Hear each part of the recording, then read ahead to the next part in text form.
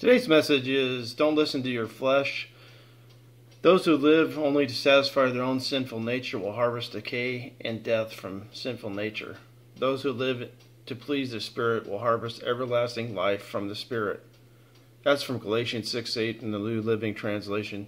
You know, Paul struggled with this too. Every day he said he had to basically die to the flesh. That means basically he was tempted basically on a daily basis, kind of things from the flesh, whether it be anger.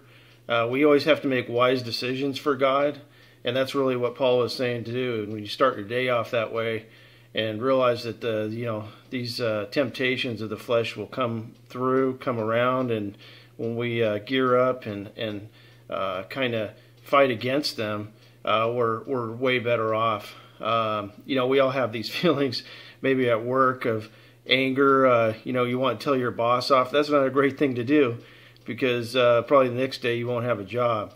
So that's one temptation of anger.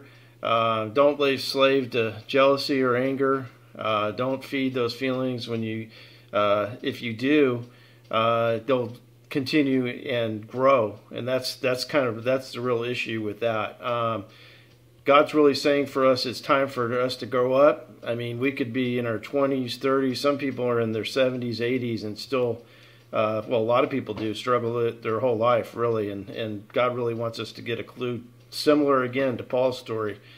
Develop self-discipline in doing this, and you'll see your spirit, not your flesh, grow, and really growing in God. A few days ago, and it was kind of bad. It was after church. I was driving kind of out of anger. I guess it was rushed, and really kind of the flesh took over. I passed people when I shouldn't have, and it's not a good thing. And the other part of that is when we got to the restaurant, really just ate way too much and gave into the flesh of just overeating, and it just wasn't a good thing. Kind of paid the price later.